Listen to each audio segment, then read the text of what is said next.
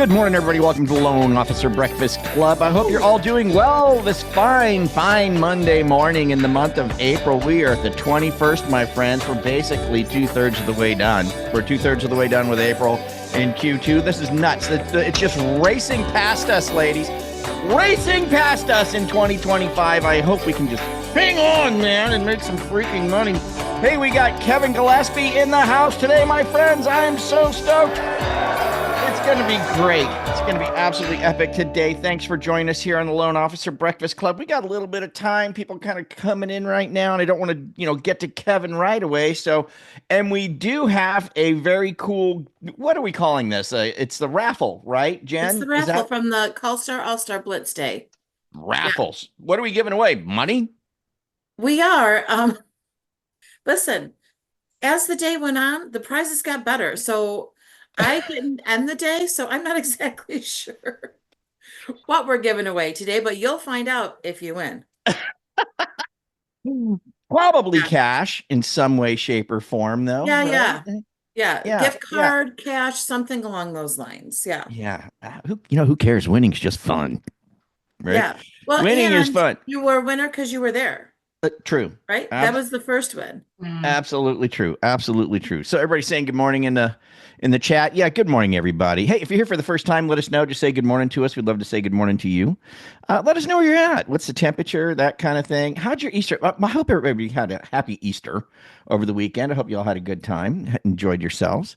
And let's get to a couple of wins real quick before we even do the raffle, Jen, because I just want to give everybody a little bit of time. It's only 2 minutes that we're in right now, and so just give people some time to get streaming in here.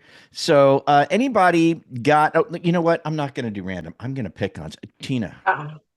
I think Tina. Tina, who? Give me a win. Come on, Tina Meyer. Yeah. I would love to hear her win. Give me something good. Hi, how are you? You can make it up. I don't care. Just make anything up. It doesn't matter. Just give me something. I went to some open houses this weekend. Did ya? I connected with two really good realtors, and I'm going to follow up this morning with them and hopefully get an application off their list. Wonderful. Yes, well, that's great. Yeah. Nobody was out on Saturday. So, okay, yes, I was going to ask you about it. So what possessed you to do that, or were you planning on doing that, or did you just wake up and go, I think I'm going to go to some open houses? I mean, what was it? I was planning on doing it just because I kind of try to, because I'm in Tampa, and I don't want to drive miles and miles to an open house, so I kind of look around in my area to see who's doing open houses. Yeah. And then I look them up and see what kind of business they're doing, and then if it's worth my while, I go. Yeah. So yes. So keep going on this. So you just randomly pull up to whatever one's available that you looked up, basically, and just walk on in and start chatting them up a little bit. Yes. Is that what you do? I talked to one realtor for about an hour. Oh, no kidding. Yeah. Mm-hmm. Yeah.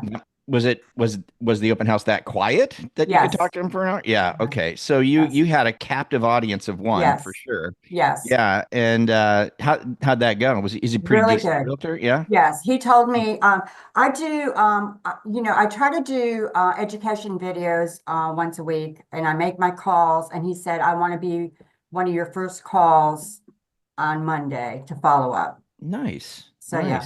Good stuff. So how many did you attend on Saturday? 3. Okay. Yes. Good. Did they it was a holiday weekend. Nobody was out. Right. It was a tough weekend for that. Yeah. For sure. Yeah. So, did they have at least snacks and stuff when you went in there? Yeah. Yeah. And I also have a realtor who had the best snacks. That's what I want to know. And what was it? Chocolate chip cookies. The chocolate chip cookies. See, Frank, I take a different approach when I go to those things. I just go in the kitchen, grab out a frying pan, get some eggs, right? Open the fridge, toast, maybe see if they got some pancakes or waffle. What these guys got here? Yeah. Hey, you want to open house? Yeah, you want to make it smell lived in. You want to. Yeah. Plus, heck, you might buy it. You want to know how's it feel? Yeah. Instead of lighting candles, let's cook some eggs instead of lighting candles. I have some bacon. That'll bring them in. You got to have bacon. Oh yeah, crackling bacon as well. Yeah. All right. Maybe one more. Let's see, Carl. I'll give you the honor. Pick someone. You pick, Carl. Who are we gonna pick and get a win out of them? That was great, by the way, Tina. Thank you. Are you looking, Carl? Well, I'm sorry. The exit page pops up and the video automatically starts playing on me for some reason, and I couldn't hear you because it was playing. I asked you. You pick somebody to share a win. You pick your choice. My pick. Your pick. My pick. Who is sitting there screaming, "Please call me! Please call me!" Yeah. Sue Moody's just sitting there going, "Carl, if you don't call me, I will reach out there and just smack you on the side of the head." How you doing, Sue? I'm good, Carl. How are you? Good. Any wins here recently? Yeah, I actually did. I don't know if you remember, this was months ago. Because I publicly have shared my cancer story, I had a realtor reach out to me that didn't have anybody to talk to, lean into. And so we kind of became each other's buddies and support through cancer.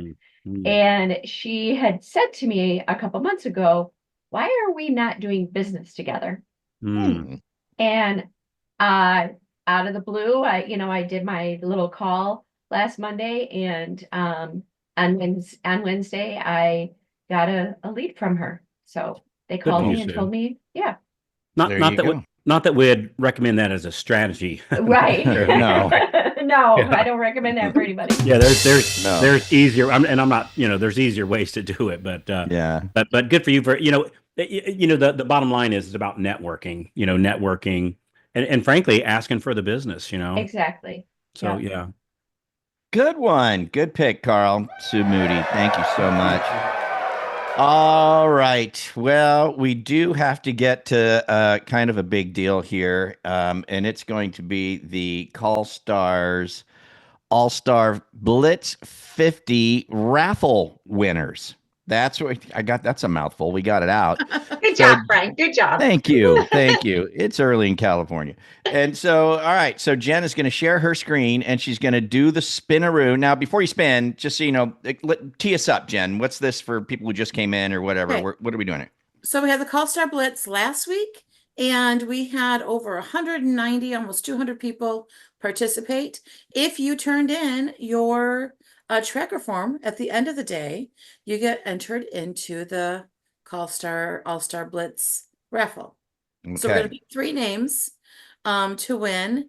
And gosh, Carl, I was telling him I couldn't remember. We started off with 1 prize, and by the end of the day, it was 3 prizes. Yeah, I think it's what, 3 prizes. Let's $200 each. Does that sound good? I think that's what it is. Yeah, I think it's dollar money, right? Dinero, greenbacks, cold hard cash. Yeah. Okay. Okay. Here we go. All right, let's go. 1. Come on. What do we got? Here we go. First winner is. Did I see Sue's name on there? Did I see? Wait. Who? Russ Smith. Russ Smith. Yeah. Oh, no, wait. Can't do my sound effects. Do we? If he's not here, we spin again, and maybe my name will be picked. I don't know about that. No, we won't do that. Probably wouldn't do that. Rules. Yeah, no. He's Russ. All right, so Russ Smith wins. Russ said it doesn't matter here. Thank you. Congratulations, Russ. All right. And Mark Luciani. Yeah, Frank, you're the name expert. I'll let you. Yes. Are you here, Mark? Mark Luciani, another winner. Congratulations. And last one. Here we go. Last one. Last one. Good luck, everybody. There's Tara. There's Marty. Couldn't happen to a nicer person. Victoria Johnson. Congratulations. Victoria, you here? I thought I saw her here. She's usually there, yeah. Oh man. Okay, so wow, that's totally cool. So y'all are winning stuff, and I believe Carl told me to let everybody know that the winners, if you don't have a Breakfast Club t-shirt, you get one of those as well. So just so you know, you get a Breakfast Club t-shirt if you don't already have one. So wow, awesome stuff. Congratulations. And $200. $300 if I get your shirt. I'm just going out there. So. All right, cool. Yeah, All right. Well, congratulations. It was great happen. having everybody. Hey, but the real winners are the ones that showed up and made it happen. Oh yeah. That's what this is really all about. It's all about taking action, learning what prospecting is and what prospecting isn't. And doing prospecting that actually get referrals. I just finished writing an article I'm going to be publishing in the Scotsman's Guide, and it's about that it's almost like a comfort food, like that fooling ourselves that we're doing activity or doing loan getting activity when we're kind of really not. We're just kind of doing like a little bit of busy work, and it fulfills that guilt of, well, I need to be doing something, but it doesn't actually put money in your bank account. And that, frankly, that's where burnout comes. Burnout comes from when you're doing an activity and you're not getting results. That's what burnout is. So anyway, good stuff. That was real activity. So if you're getting value from this already, go ahead and tap that like button. It helps more loan officers find content that actually makes a difference. And hey, if staying ahead of the market and learning what's really working in our industry matters to you, hit that subscribe button and ring that bell so you don't miss another episode. We read every comment, so drop your thoughts down below. We'd love to hear from you and know what's working or what you'd like us to cover next. Thanks for tuning in, and we'll catch you here next time. What we got, Frank? Kevin's Well, you know what we got, man? We've got Mr. Kevin Gillespie! He's going to talk to us about builder and investor business superstar Kevin Gillespie. What can we say about such a man? Kevin's just a nice guy. How long has it been, Kevin? Like 10 years, something like that? Getting close. It's an 8 or 9 at least. Yeah. Yeah. That the good Lord had this very smart and dapper, handsome man, knocked on my front door by my invitation, and that was a very good day for Carl. So I tell you, and the amount of like Kevin's a master at like the higher level. I mean, he's good at the lower level too, but where he really shines is like the higher level stuff and helping us with our P&L and kind of looking at the big picture of things and how do you run a branch successfully. So really, really, really sharp guy. So good to see you, Kevin. What you going to teach us today, man? Introduction like that, it's like when you go to the bookstore and you read the introduction, and then you get into the book. It's not as good. You wish the guy who did the introduction wrote the book. That's not true, though. So what you going to show us today, brother? I think, well, just what can we do to help people expand their business? I got a few slides I'll share, and guys, these are going to be put in the chat. So let's see here. Let's get this going. And this will just take a few minutes. These slides will go quick. But one thing that a lot of loan officers, a lot of branch managers, they think, oh, the builders, they already got a mortgage company. That business is all taken. Or investors, they're tough. Or, the truth is builders and investors are 35% of the market, guys. So if you're not going after them, you're already missing out of a huge chunk of business.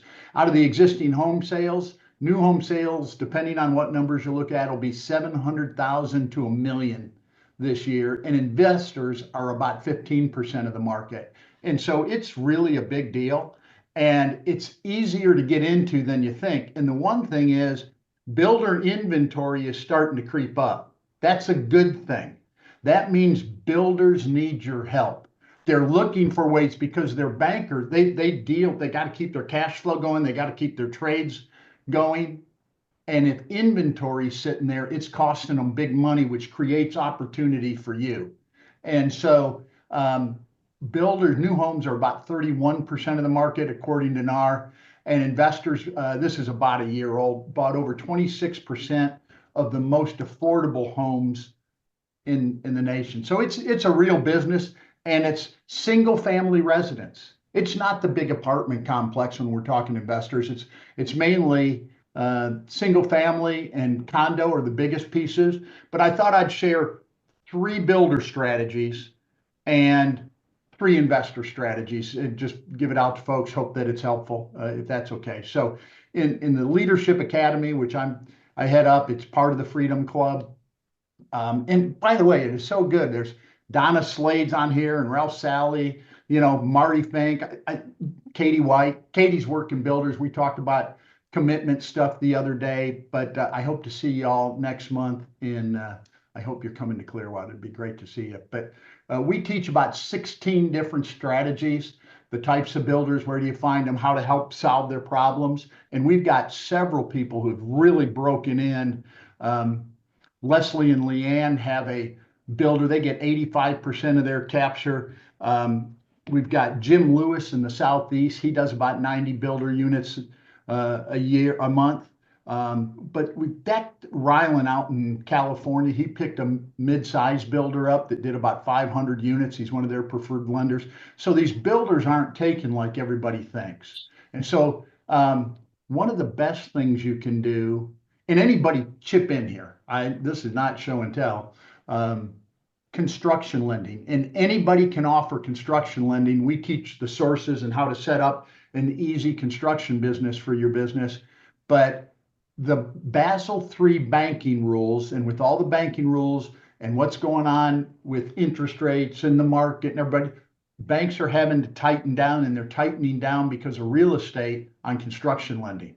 That creates an opportunity for you. So if you go to a mid-sized builder and offer construction lending, just they have a construction line just like you have a warehouse line if you're an independent mortgage banker.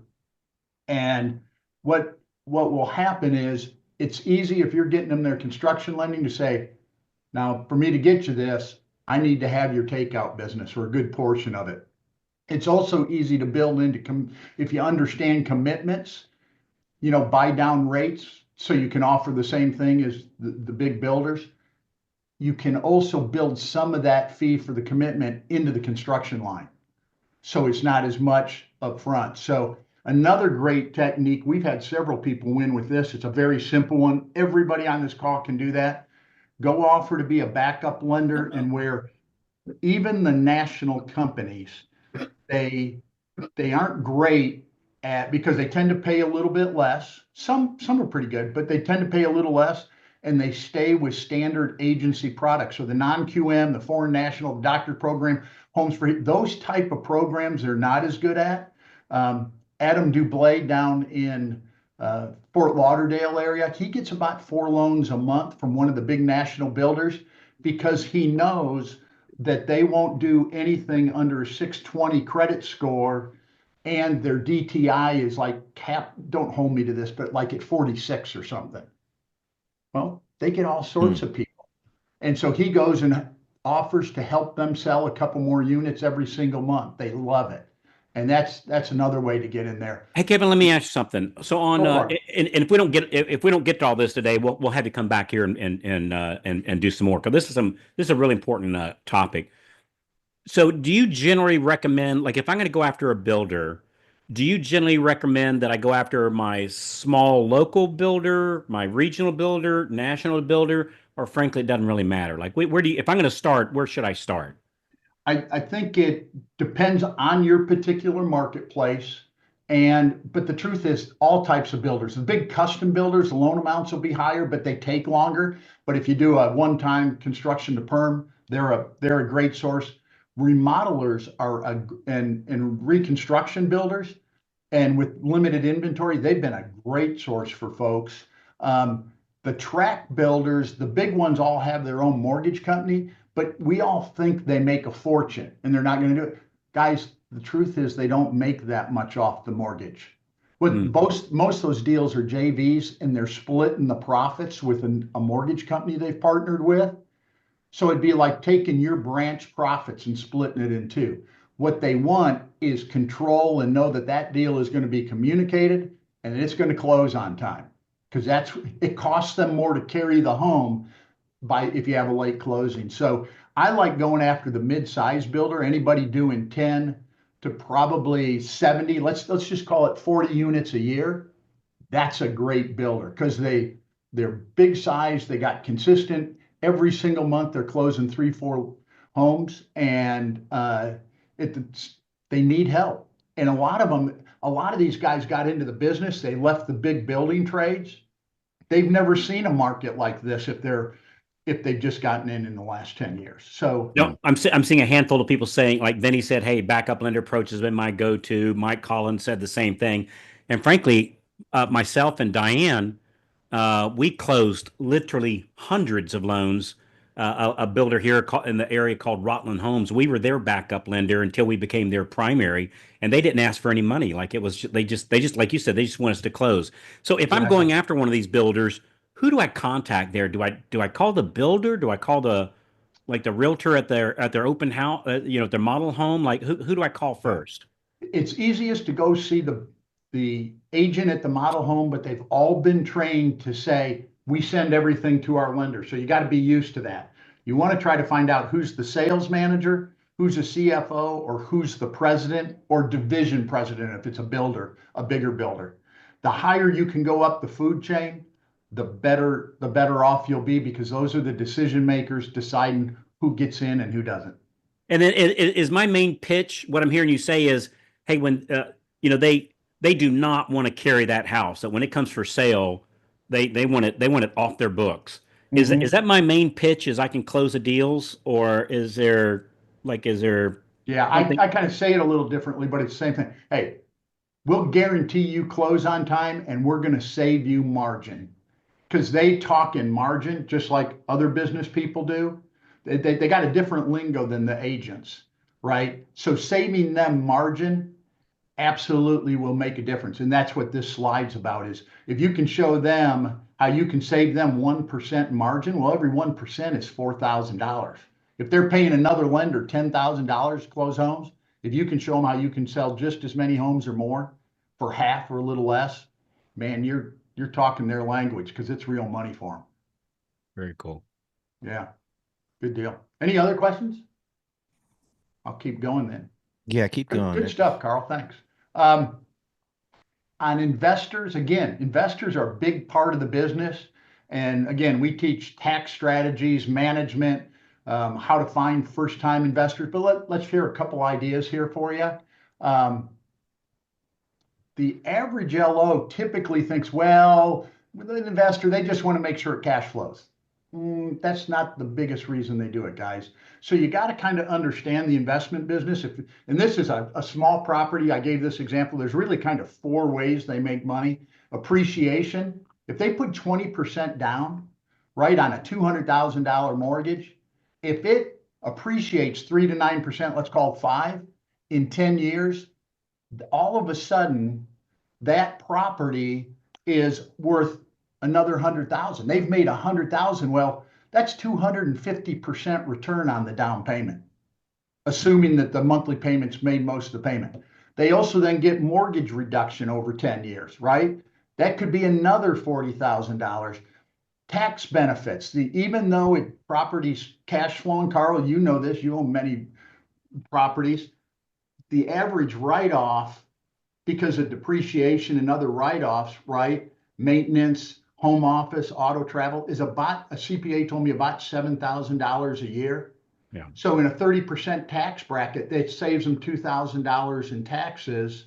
That's how Donald Trump and these other investors.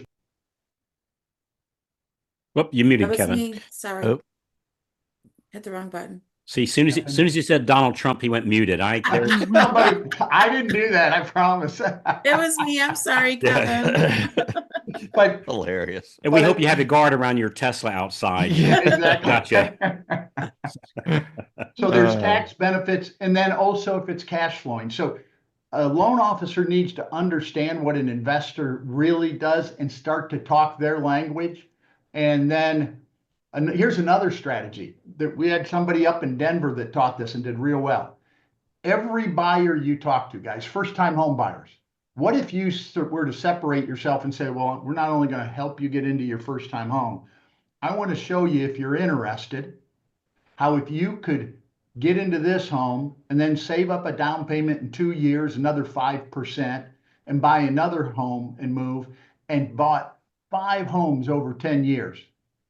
You could have $1 million in equity in 10 years. That's faster than any 401k will ever build into.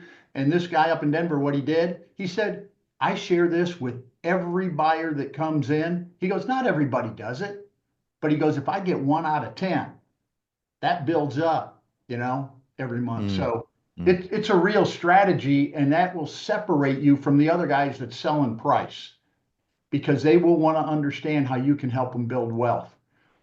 Another great investment, Paul Dolan's doing a great job with this, and so are a few others, is when you're helping investors, look for investors who like to do what we call midterm. There's different types of rentals, short term, long term, but midterm's a great one around colleges, around corporate housing that's relocating a lot of people, contracts for doctors and nurses.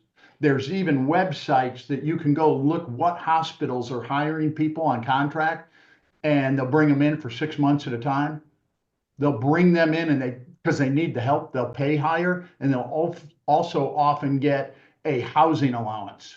And so those homes, if you provide basic couch and bed and whatever, you can get better cash flows. And so teaching investors this and working with investors, that's another one of our 16 strategies that's working well. So guys, we're coming close to time. I'll get rid of the slides here, but if you're a leader, if you're an owner, a manager, and want to find out more about what we do at the Leadership Academy, we'd love, Carl, myself, Kristen would love to talk to you. There's the QR code, or just go to profitdrivenplan.com. We may end up, I haven't asked Carl about this. He may tell me no. What's the likelihood of that? If I did a boot camp, I'd have to work some more, kind of. But if you're interested in our boot camps that teach like investor and teach builder business, go to Kristen at themarketinganimals.com and she'll get you on a list and we'll keep you posted there. But, great idea. Okay. Guys, I rattled on quite a bit and pretty fast, so I hope it was helpful. Oh, it's really good, man. And yes, Frank, you're doing some investor stuff now. Not some, you're doing quite a bit of it, aren't you? Yeah, I've really kind of went that direction. I was going to say with the investor stuff, it's very similar to like what you and Carl teach, and a lot of people know is going to other originators that don't do that stuff, right? Who don't specialize in it, don't care to, no big deal. Everybody has their thing, right? Some loan officers just like, yeah, I don't want to mess with it, but it's nice to have somebody to hand it off to, right? So, your banks, your credit unions, your whatever, right? Your other more really agency driven originators. That's a great place to pick up investor type, business. So it's a neat niche. It really is. I tell you, a place that Kevin turned me on to really which is some of the best ideas of most obvious, but like investor clubs that are in your area, and everybody's got them. Yeah. Well, go ahead, Kevin. Just Google for investor clubs. Yeah. And that is a rabidly interested group of people. You don't have to sell them. You just offer your services to them. It really, it's almost as easy as would you like fries with that? It's just the easiest converting. There's an old saying, look for people who are looking for you. And at these investor clubs, that's exactly what they're meeting there for, is looking for financing, looking for ideas. And some of them are pros that have been doing it for decades, and some are just getting into it. It's really, really, really good fishing ground there for sure. Carl, neat congratulations to Frank. He just closed a $2.1 million deal to a very unique business. I don't know how he found that business. Frank, anything you want to share? Is he a customer? Is he a customer there? Is that what this is? Yeah, it was a cannabis deal, but you know what? Came from a loan officer.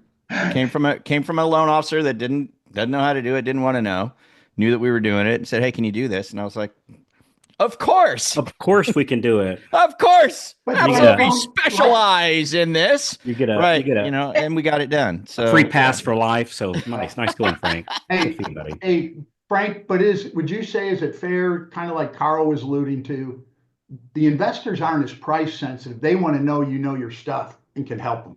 Is that fair? It's a business transaction, and so it's very different in nature. There's not a lot of emotion flying around. It's just get down to brass tacks and let's get. They're stoned. What the hell are you talking about?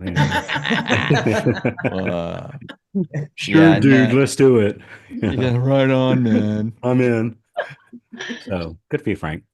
Yeah, thanks. What you got, Joseph? Monica has a comment in here that everybody says go after builder. Nobody shows us how. Monica, email Kristen at the Marketing Animals and we can get you some information on that. Yep. We'll walk you through it step by step. And the slides are in there, guys. The slides are in the chat. Someone was asking for a link. So one more time, Jen, if you can drop it in the chat. Joseph, what you got? Just a quick question. Good morning, everyone. I have an investor that I've worked with for a number of years, and he has purchased so many investment properties, and um, this morning he texts me wanting to look at this commercial space, and his question to me is, "Hey Joe, can you look into this property for me and ask the agent or whoever if they're able to build flex space on it?"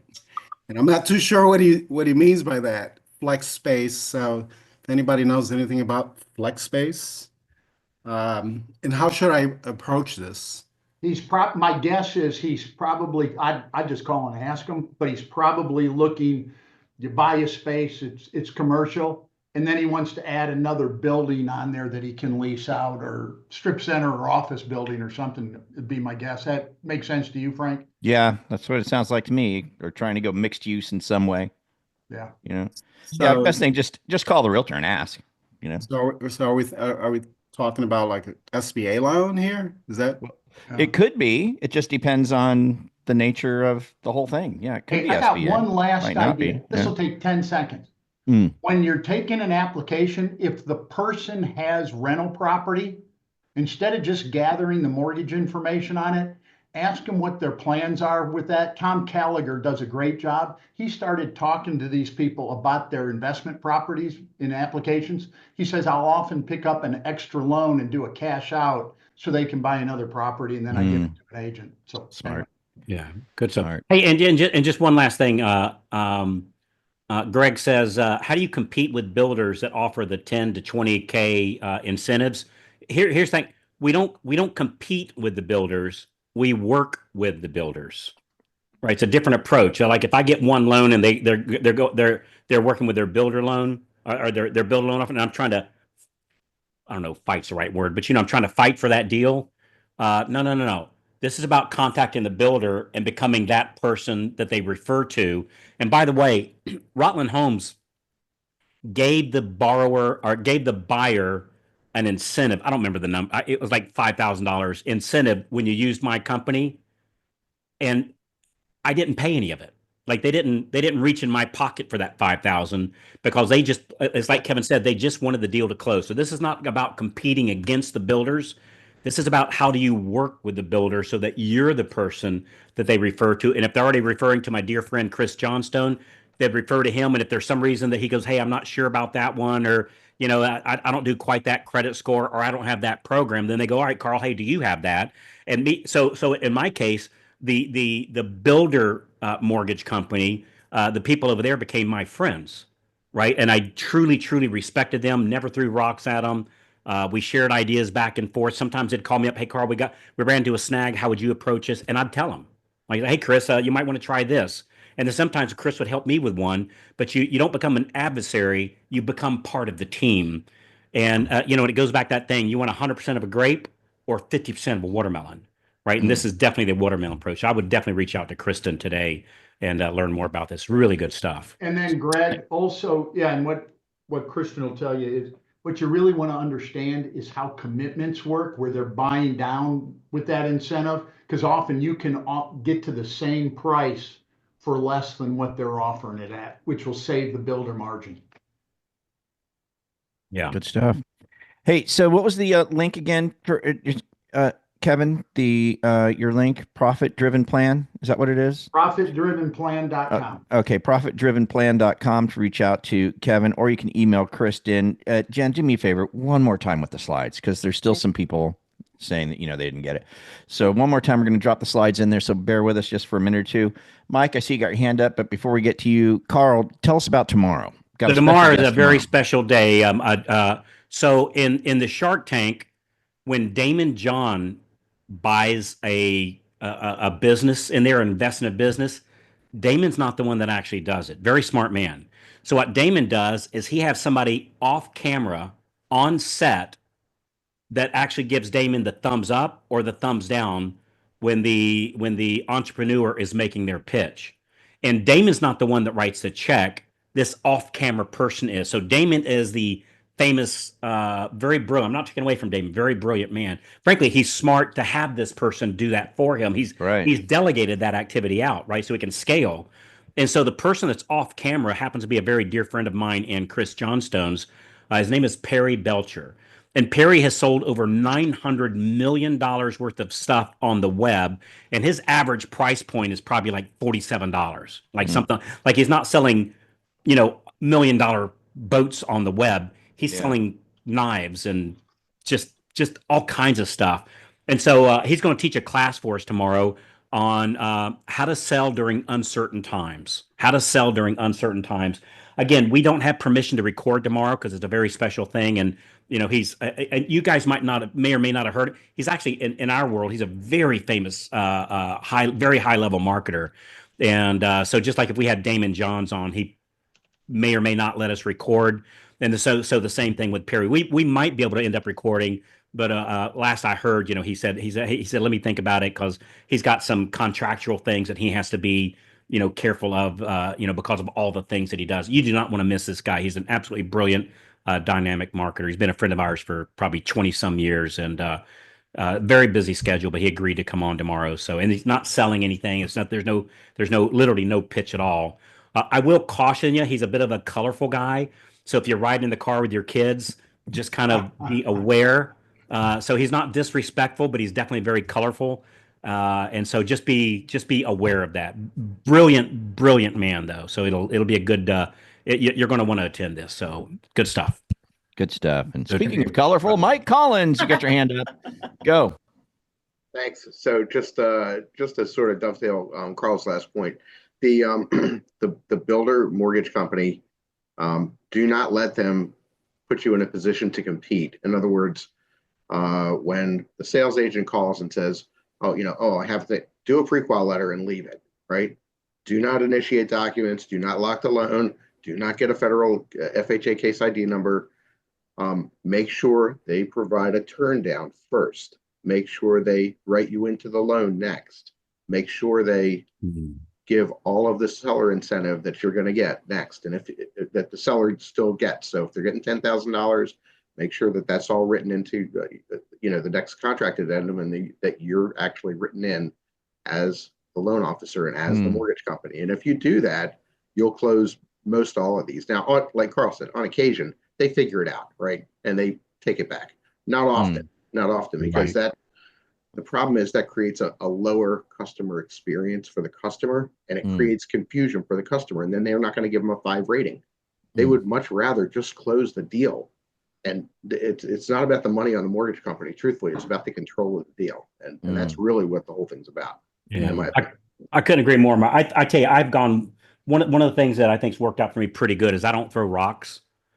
Even on my competitors, I don't throw rocks. I do nothing but honor, be pleasant, be nice, because I don't want that deal. I want the next 10. Right. And so I'm looking for that referral from that builder. And if I'm throwing rocks at their mortgage company, they're going to put me on a little, X list that's not good. And nobody wins by that. You don't win. The borrower doesn't win. The builder doesn't win. Nobody wins. So always be pleasant, always be nice, always be cordial. Doesn't mean don't not be aggressive, but look to, there's an old saying, do you want your enemy in your outside of your tent pissing in or inside of your tent pissing out? Right. And that's just how we say things down in the South. But that was I'd never heard that old saying. But yeah, okay. I like that one. I'd rather have my competitors in my tent relieving themselves out than so you don't want to do adversarial type of things. That's never good. It's never good. Might feel good in the moment. It's not good business, not good karma. Never is. Thank you, Mike. And Brad, real fast, because we are you got to give up this Zoom link. Frank, on your cannabis property, did you use a conventional loan or a non-QM? Oh, that was private money. Oh, gotcha. Thanks. Yeah, you're not going to get that done. Best check ever wrote. I was. I can't remember, man. Yeah, no. Nothing like being owed a couple favors. That's all I have to say. All right, guys, let's go. Let's get out of here. Have a great Monday. Today's Store's Hammer Day. Call the realtors. Kevin Gillespie, thank you so much. Be here tomorrow, Perry Belcher. Congrats to our winners for the Call Stars raffle. That was really cool. And we'll see you guys here tomorrow morning, my friends, for another great day at Loan Officer Breakfast Club. Adios. See ya. Have a great day, everybody.